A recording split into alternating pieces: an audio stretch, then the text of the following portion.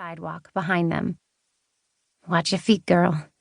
Don't bump into no nickel feeders. Be cool. Don't call no attention to yourself." The two dark-haired women turned into the parking lot of the Osco drugstore and disappeared inside. The woman in the jean jacket, skimpy tank top, and tight jeans leaned her backside against the corner of the store and fished out a nearly flat pack of cigarettes. She had to clutch the hidden paper bag with her elbow in order to light the cigarette with both hands. The long, flat object inside the bag made her feel confident. She wouldn't have to use it.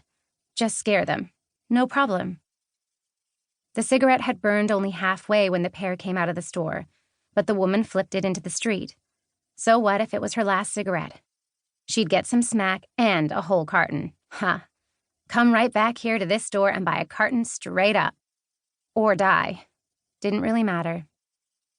She knew she couldn't keep this up. Hooked on 4 habits.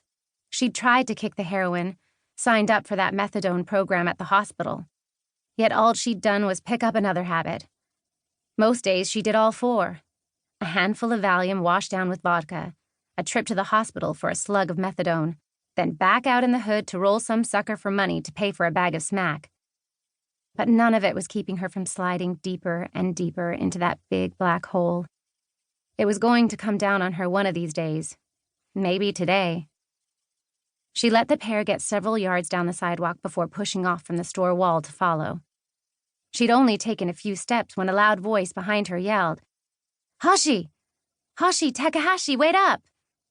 The mark, the young, tall one, turned and looked straight past her, a smile lighting up her long face. The watcher swore under her breath.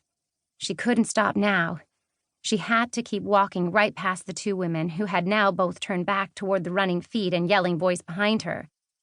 Why had she thrown the cigarette pack away? She needed something, some excuse to stop, to keep an eye on her mark. Desperation bubbled up in her throat. This had to work, or it would go down badly. Her shoe. She'd retie the brand new Nikes she'd lifted right under the nose of that stupid clerk at Foot Locker. She bent, untied one shoe, pulled it off, and shook out an imaginary piece of grit, rubbing the bottom of her bare foot, and tipping her head slightly so she could keep the trio in her line of vision. Best thing about wraparound shades? You could watch people, and they didn't know you were looking. A black woman, small-boned, beaming, had joined the 2 Asian women, and the tall one was introducing the newcomer to the older woman. "You Hashi's mama?" said the newcomer, pumping the woman's hand. The older woman smiled tightly, pulled her hand away, and nodded politely. Now they were walking again, right toward the woman bent over her shoe.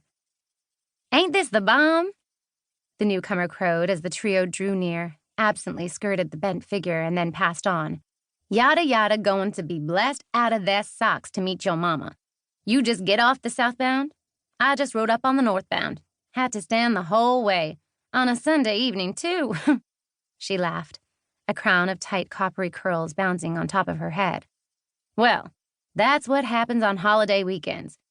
So glad I ran into somebody from yada yada. Don't have to walk by myself." The woman behind them straightened and swore again under her breath.